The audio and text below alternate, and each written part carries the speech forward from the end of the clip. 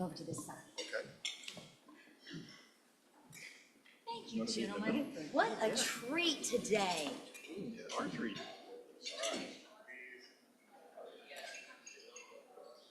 Thank you. Thank you. Hold on. Thank you. This is a treat today. Thank you, gentlemen. If I could briefly share, Bill Sander, that sang bass, is president of the Rotary International up in the north side of Fort Worth. Scott Taylor on lead is a retired physician. Gary Goodman, singing baritone, is a retired professor from North Texas. And Tim Beckett is a retired software engineer.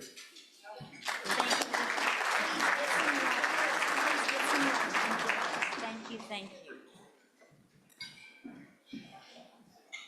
What a treat for us today.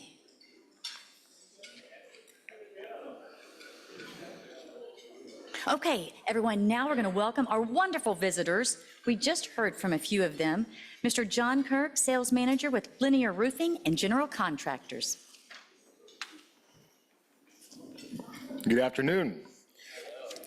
We have some distinguished guests with us today. We have Dr. Howard Kelfer, I apologize, guest of Mark Shelton.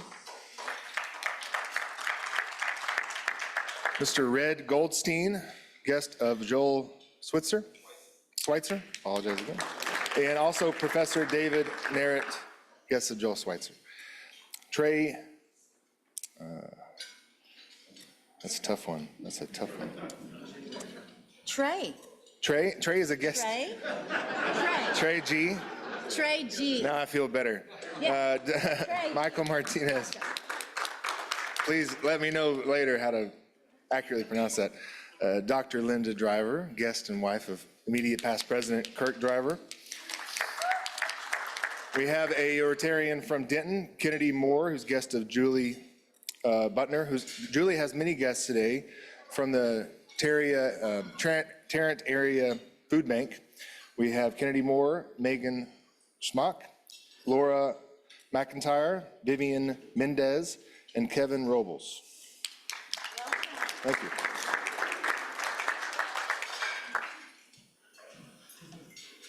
Thank you, John. I know that is not always easy. Great job. Visitors, we're so glad you chose to join us today. Welcome.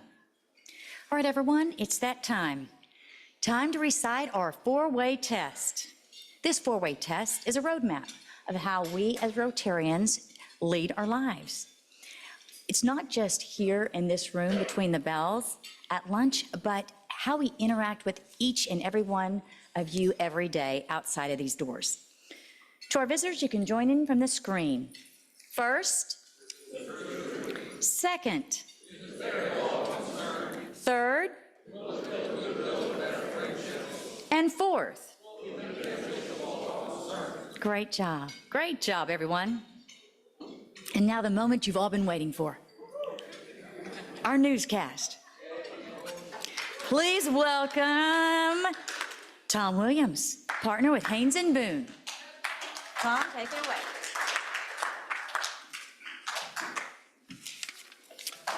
Well, thank you, President Rebecca, and thank you to all of you. I feel about as welcome as Taylor Swift at the Philadelphia Eagles victory parade. You know, this is actually the first time I've done the newscast since we adopted this so-called no politics rule. When I was coming in, somebody said, well, with this rule, can you be funny? I said, why start now? But today is Valentine's Day, however, a great day to do the newscast. Valentine's Day is something that makes everyone happy. It's a day you can wear red without that necessarily indicating your preference in political parties. It's a day you can eat fattening food without being shamed and guilt-tripped by someone who is healthier than you are. And you can enjoy the day in whatever way you see fit. This year, however, boxes of candy are not the preferred gift for your Valentine. The hot new gift this year are 2 dozen eggs bootlegged from Trader Joe's. If you're a fan of Saturday Night Live, this is a big weekend for you. This is the weekend of SNL's 50th anniversary show.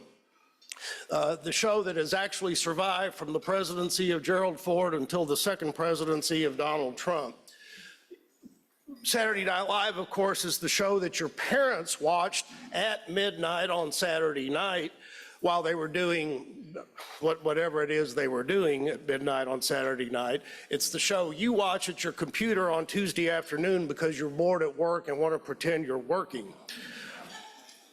The good news about the anniversary show, however, is that you don't have to stay up until 10:30 at night to watch it. It will air beginning at 7 p.m. on Sunday night. If you do want to stay up until 10:30 on Saturday night this week, you can watch the first ever episode of Saturday Night Live. George Carlin was the guest host. And if you don't remember who that is, he is the guy who made famous the monologue based on 7 dirty words that cannot be said on television. They can also not be said at the Rotary newscast. This is a family newspaper.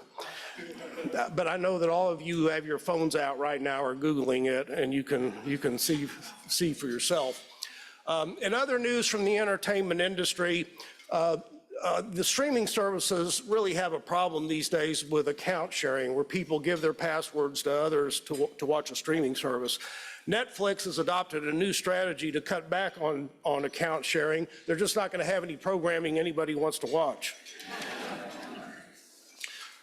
At the New York Fashion Show this week, people in the shoe industry were really in a tizzy because of something President Trump did this week. It had nothing to do with tariffs. It has to do with his announcement that he wants the Treasury Department to quit making pennies.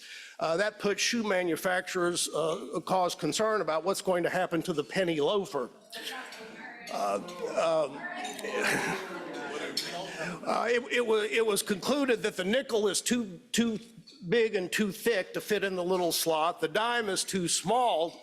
It will fall through the little slot. Some people suggested using a euro, but that idea wasn't well received. Personally, I'm not too worried. I am confident that just among the people in this room, there are enough pennies in automobile cup holders, desk drawers, and the pockets of clothes you haven't worn in the last 5 years to fill all the penny loafers on planet Earth. With the Super Bowl now over, we are already into the NFL's off-season news. Kadarius Toney became the first NFL player to be arrested this off-season. Presumably, he won't be the last. And the New York Jets became the first team to cut ties with a star player. The Jets announced this week that they plan to continue losing, but will be doing it without quarterback Aaron Rodgers. But in other sports news, there is something else besides Valentine's Day that makes everybody happy, and that's baseball spring training, which begins this week. Spring training is the wonderful time of year when the grass is green and the skies are blue, and every team is undefeated and going to the World Series. Your Texas Rangers begin spring training begin with their full team first practice on Monday, and the first spring training game is next Friday against the Kansas City Royals at the Rangers camp in Surprise, Arizona. Well, as for the weather, if you're going to spring training, the weather in Surprise will be no surprise. Skies will be sunny and highs in the 70s, exactly what it is supposed to be in Arizona this time of year. The weather in Fort Worth will be not quite so predictable. A warm day on Saturday followed by a cold, cloudy day on Sunday. That will be a good day to stay in and watch Netflix with somebody else's password. So have a good weekend.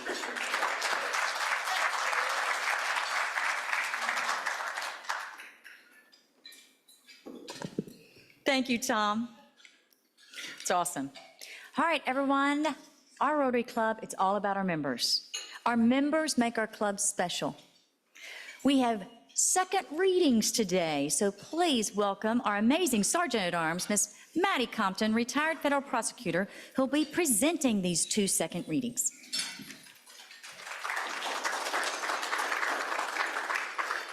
Good afternoon. Our first second reading is for Jared Cobb. His title is Senior Vice President. His company is Boys and Girls Club of Greater Tarrant County.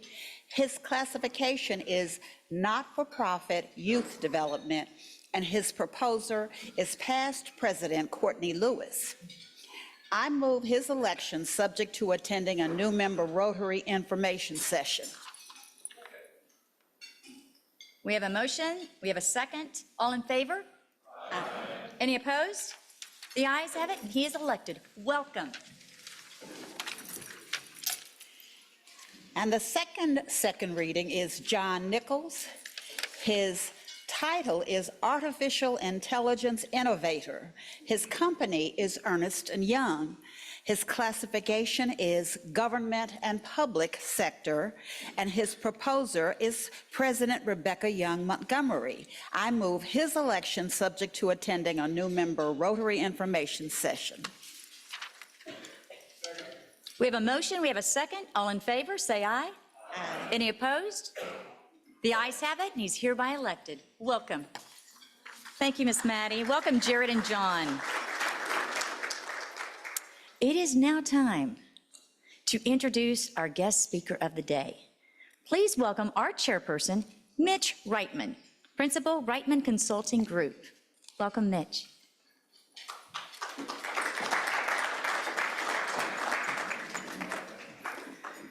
Joel Schweitzer leads the Dallas Regional Office of the American Jewish Committee, AJC.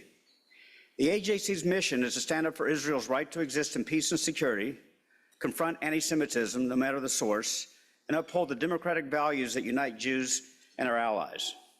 Joel's office represents North and Central Texas and Oklahoma. Joel guides the advocacy, leadership development, and fundraising efforts for AJC throughout the region. He has provided testimony on family separation to the Texas Mexican-American Legislative Caucus, worked to build several diverse coalitions, including the Community of Conscience, Jewish Latino Alliance, and DFW Muslim Jewish Advisory Council.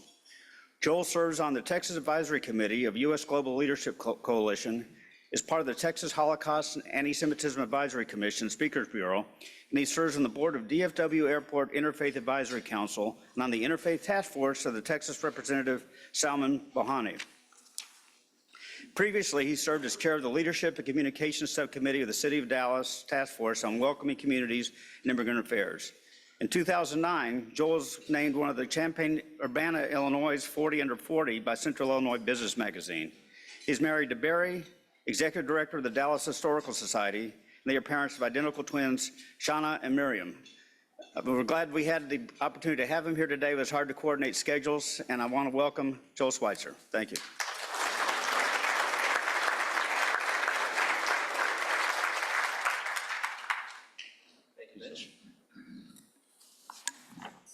So I'm afraid between the barbershop quartet and Tom's newscast, I may bring the mood down a little bit, so I'm going to apologize in advance for that. But I'm also filled with a sense of optimism because every single person who has come up to me today that I've interacted with, whether it's someone that I knew previously, like Carla Kapua or Wayne, or someone that I'm meeting for the first time here tonight, to a person, everyone has said to me, I'm so glad you're here. This is such a critical topic to be talking about at this time. And in this moment, the Jewish community really needs to hear that. So if there's one thing that I want you to take away from my remarks at the end of the day, is that if you have Jewish friends, if you have Jewish colleagues, if you have people you know that have Jewish kids in college, because campus is very challenging right now, please reach out to them, let them know that you're thinking of them, let them know that you care about what they're going through, because it's been a challenging 16 months as the levels of anti-Semitism have just absolutely spiked. Is there a clicker? Thank you.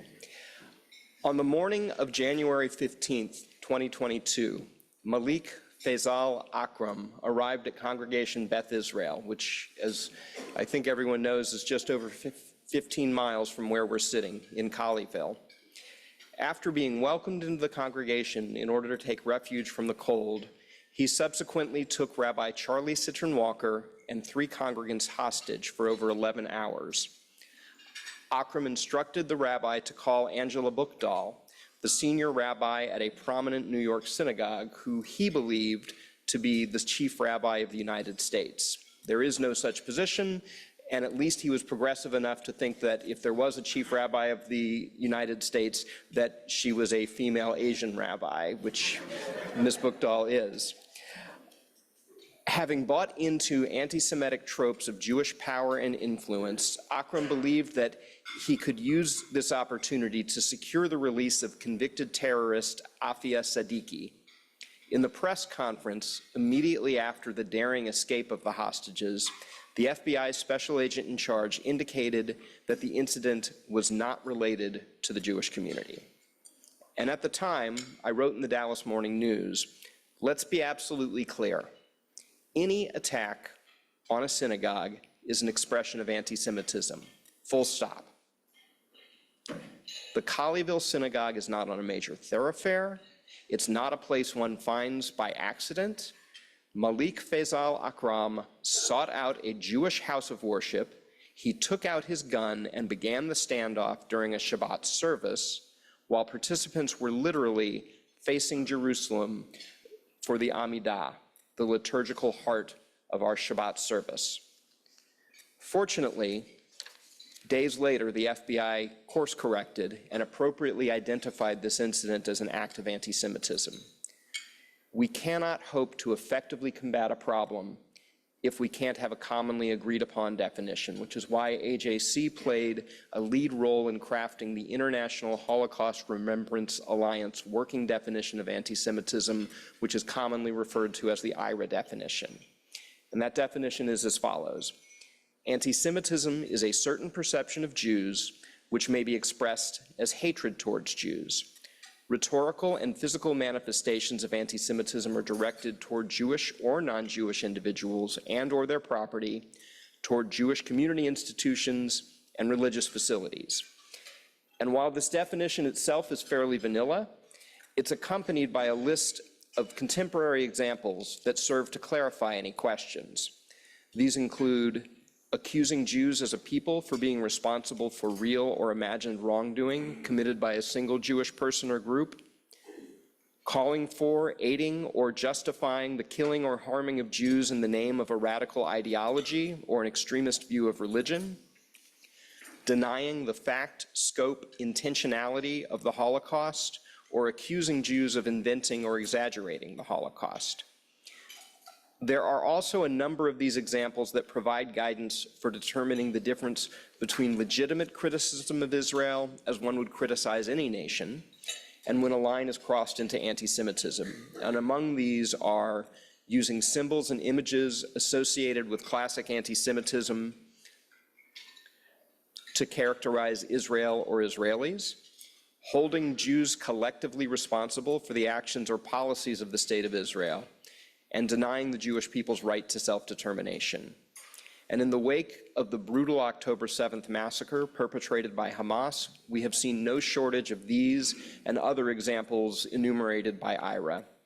So I want to take a look at a couple just to give contemporary examples. This is a sticker that was found on electrical boxes on Lower Greenville in Dallas, found 3 days before Israel's response to October 7th. So not one missile had been shot towards Hamas targets in Gaza.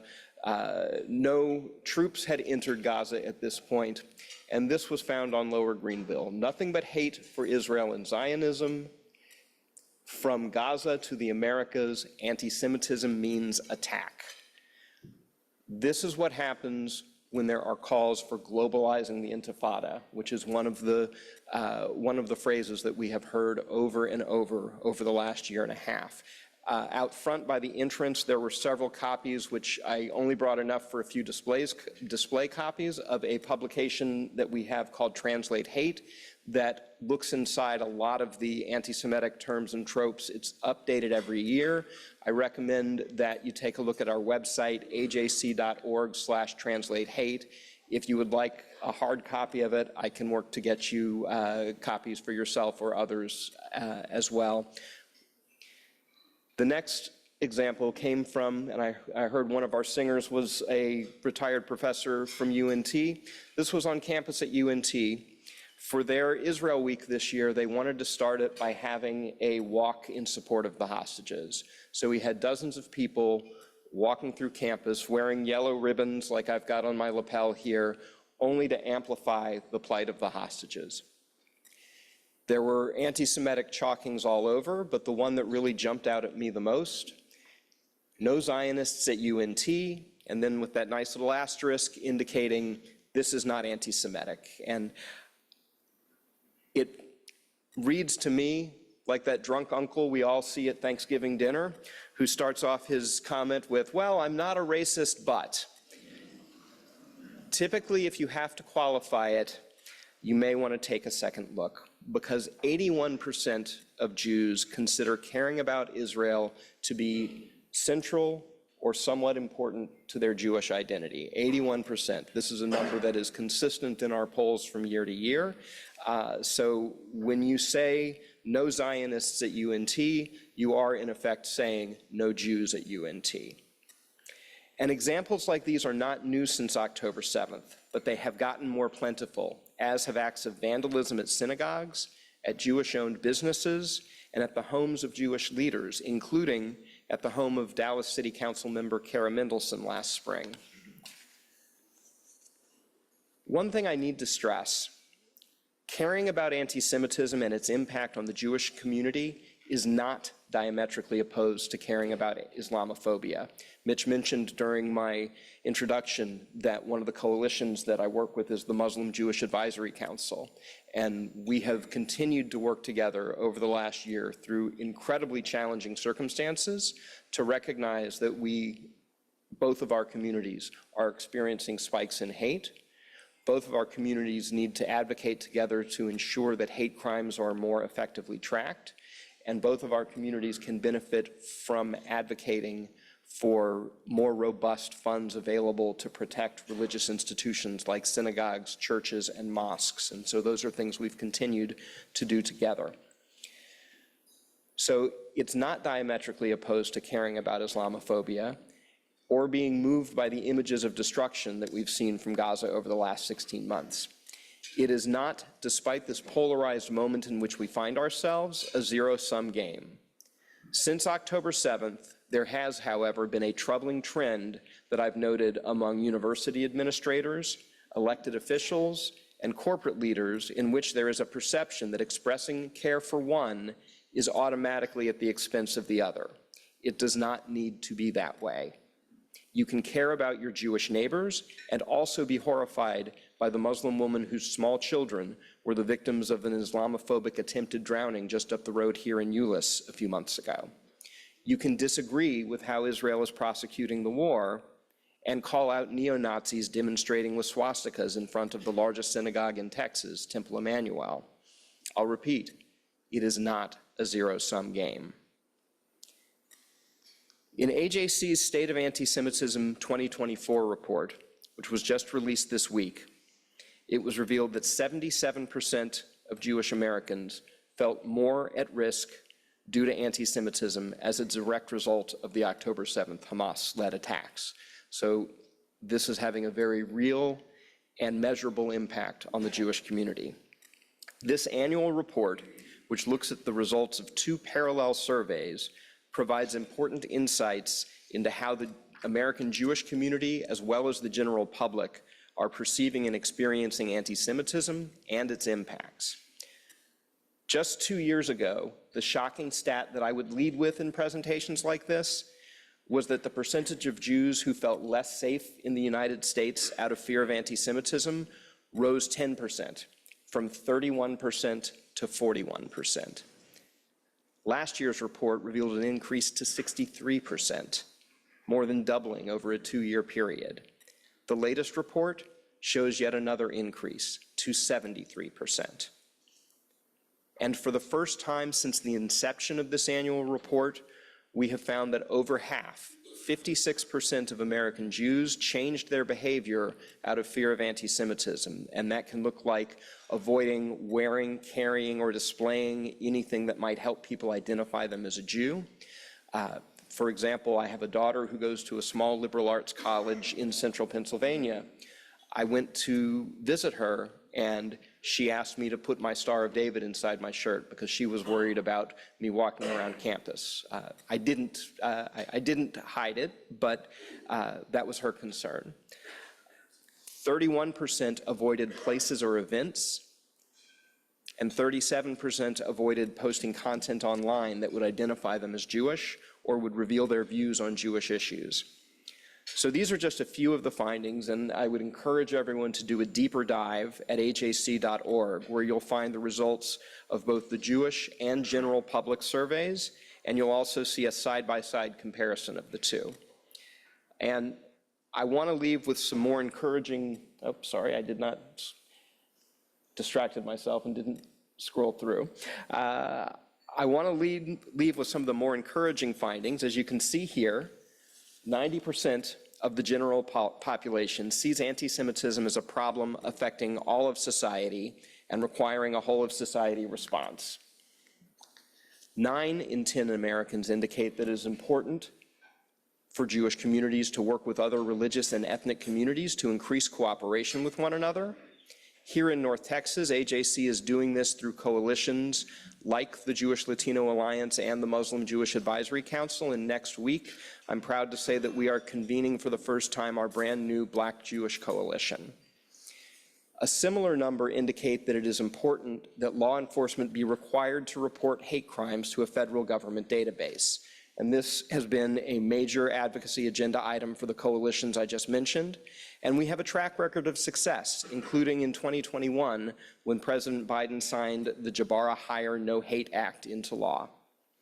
AJC and our coalitions will continue to advocate to ensure proper reporting of hate crimes and for increased dollars for the critical FEMA nonprofit security grants that protects synagogues, mosques, churches, and other religiously affiliated organizations and keep their members safe. We also continue to educate the community on anti-Semitism and its impact. So I want to once again express my gratitude for the opportunity to come and speak to you today. Out front, you'll find information on our corporate trainings and workshops and a couple of articles on anti-Semitism that I've written. I want to invite you to help us amplify our message by opening the door to providing this information in other venues, in corporate spaces, in the halls of government, or in houses of worship. And with that, I would be happy to take a few questions. Over here. You mentioned that you were going to school where your daughter is, and you had the Star of David, and you didn't hide it, which I think is absolutely admirable. Did anybody make any comments about it or say anything while you were there? Not there. I have had one experience that was actually quite positive here. We did so I mentioned the Walk for Israel at the University of North Texas. Every week in Dallas, there is a walk to amplify the plight of the hostages. I went on one occasion a couple of months ago, and I was wearing a running shirt that was an Israel-themed running shirt with the Israeli flag on it, and I had my flag pin on it, my yellow ribbon pin on. I walked into Starbucks afterwards, and I started thinking, you know, maybe I need to wear a jacket, but it's 75 degrees out. Don't feel comfortable doing that. I'm just going to go in. And a young gay Latino man and Christian woman saw my shirt and my pin and came over to tell me how much they appreciated the fact that I was wearing it and how much support they feel like there is in the community, but that people don't want to come out and say it. So I think sometimes when we're willing to put ourselves out there, we're pleasantly surprised. There are, there are also plenty of instances of the opposite, but I think we have to be uncowed and we have to be able to live proudly as Jews and not be afraid to display Jewish pride. Let's follow on that. What can we do as members of our Rotary Club, but as citizens in general? What can we do to advocate and support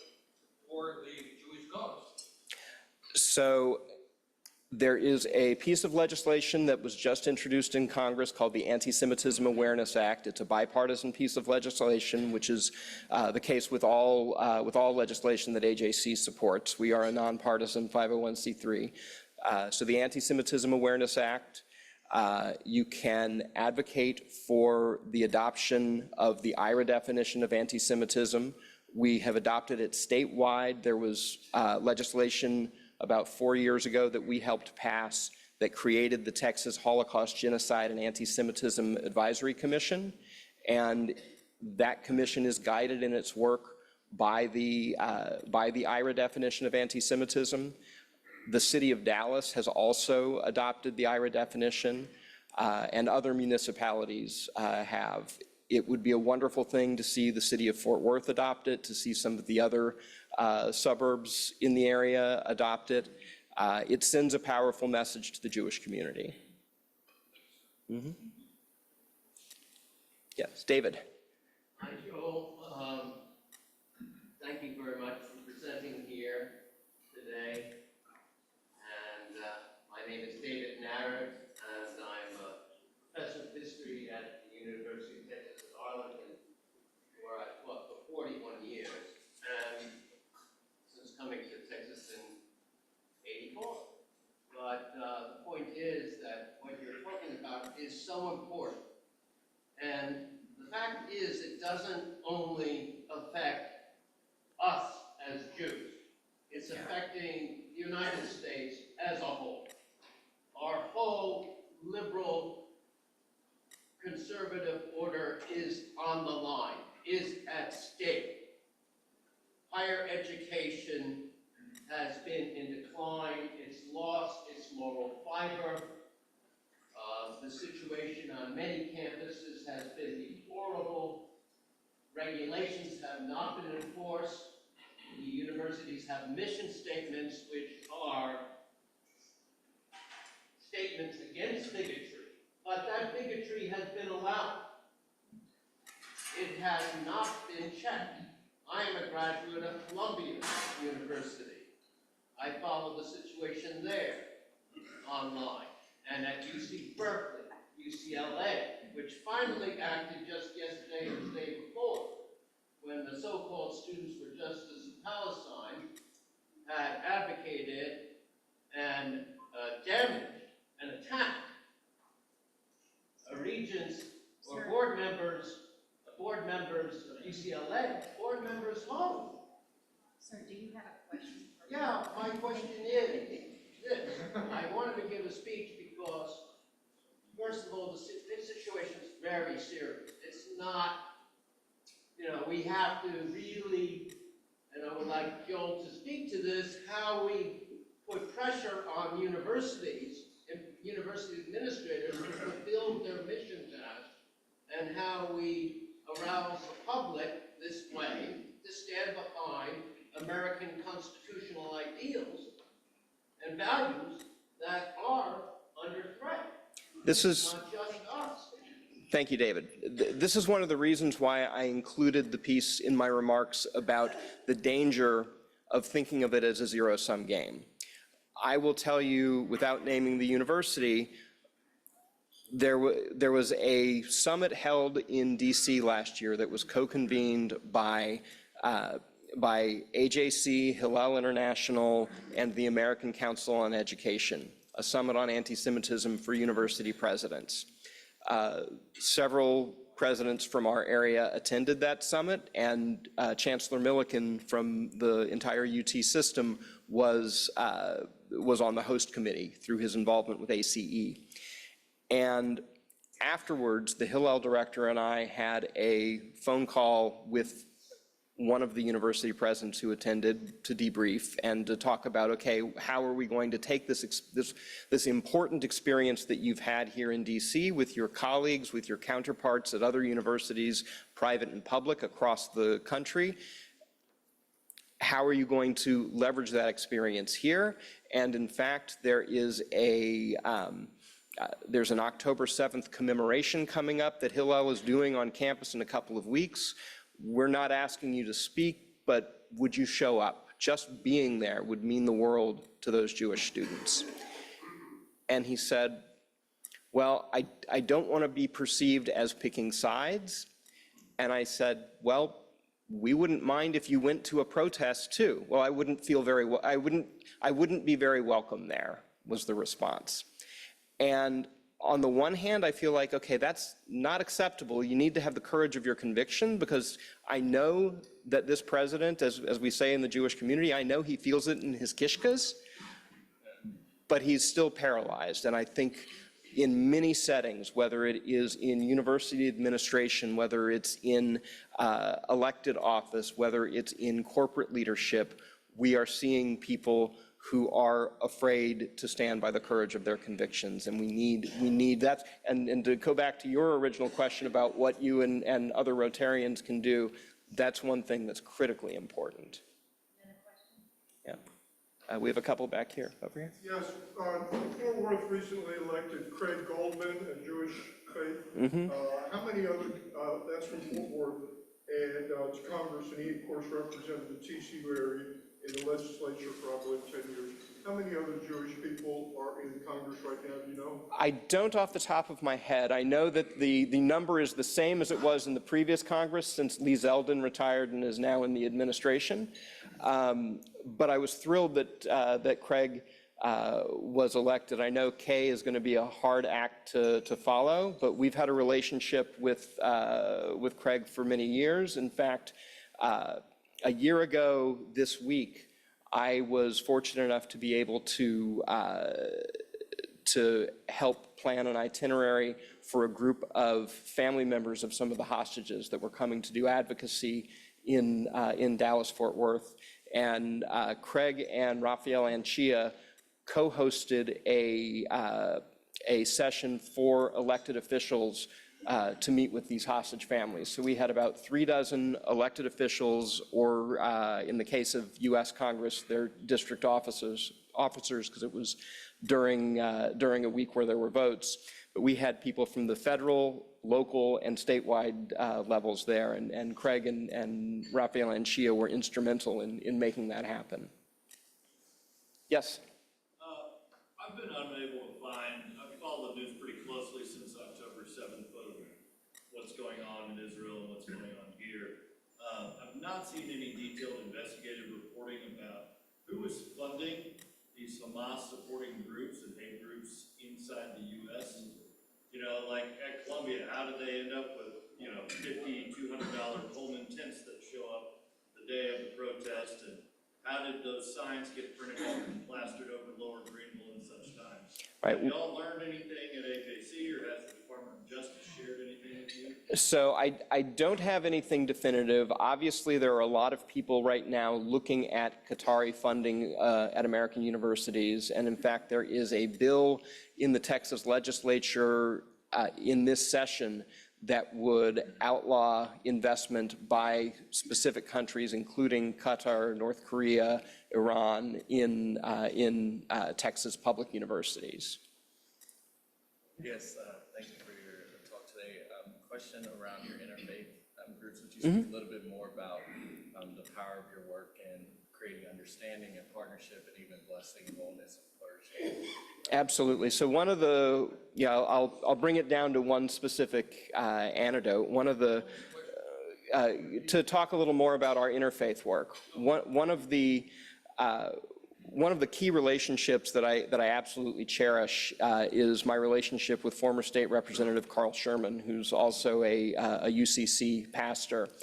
And he and I have been going to breakfast together for the better part of a decade. And in fact, he is the only person, when he entered the state legislature and was no longer readily available on weekdays, I said, Carl, you're the one person that I will make an exception for and meet on Saturday, on the Sabbath. And so we would move our breakfasts to Saturday morning. So we had breakfast about a month ago, and I said, Carl, we've been getting together for almost 10 years now, but I've never seen you preach before. I would love the opportunity. And so 2 weeks ago, I went to go see him preach at Cliffview UCC. And afterwards, we went to dinner, and we're sitting there, and he and his wife is asking some questions that she's always wondered about Judaism. And after she got in a few questions, I said to her, Michelle, you've asked some wonderful direct questions. I have one of my own, if that's okay. And of course, she said, sure. And I said, I have never been made to feel so welcome in another faith denomination's house of worship as I have here today. Can you tell me, do you think that is a Cliffview specific thing? Is that a UCC thing? Is that a Black church thing? Where does that come from? And she said to me, it's because you showed up. It's because when someone who looks like you comes into our space, we know that's something special and we don't take it for granted. And I think over the last 16 months, the Jewish community has learned how powerful that is. And as we are sitting around saying, where are some of the people that we've built these great relationships with? It's a reminder that we need to be ready to show up for our friends and be ready to ask them to show up for us. Mm-hmm. Thank you. Thank you. Other questions? Wonderful. Going once, going twice? Thank you so much.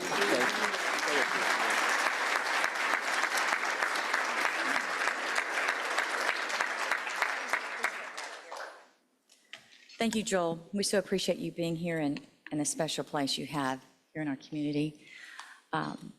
You're correct. It is a very challenging time. I think everyone in here will agree. In our own ways, we find it very challenging. And I do think the message is timely. I would ask all of us as Rotarians, do as Rotarians. I think we can all show more love, compassion, and acceptance to everyone. And so just thank you for sharing this message with us today, because as many of us know, this is a day of love. Well, let's show some more of that. And we also want to thank you for taking your time today to join us. We have a gift here for you, with a donation in your name, to the Rotary Career Plus Foundation. Welcome to the Rotary. Thank you. We appreciate you. My pleasure. Anytime.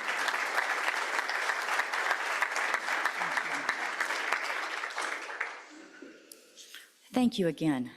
We have a few closing announcements. First, it is the Day of Love. We have this beautiful floral arrangement here, thanking Gordon Boswell, former Rotarian from Boswell, Florida, always providing this beautiful arrangement every Friday. Also, you can see from the screen, you should be able to, our Richard Knight Rotary Minority Business Awards sponsorships are available. We're working towards the program now. There should be a QR code on the screen. Also, do not forget to sign up for the Cowtown 10K. You know what to do? And of course, regarding social media, we've heard from you. Our Facebook page is temporarily down. But I want to appreciate those of you that are working so hard to try to get us back online. But don't worry, we have LinkedIn, we have Instagram, and we are working hard on it. We are in the day of social media, aren't we? Yes. Next week, you won't want to miss February 21st. Join us as we will receive a 2026 World Cup sneak peek from Monica Paul, Executive Director with the Dallas Sports Commission. Any other comments, questions? Thank you all for choosing to join us today. Have a wonderful Valentine's Day. This meeting is adjourned.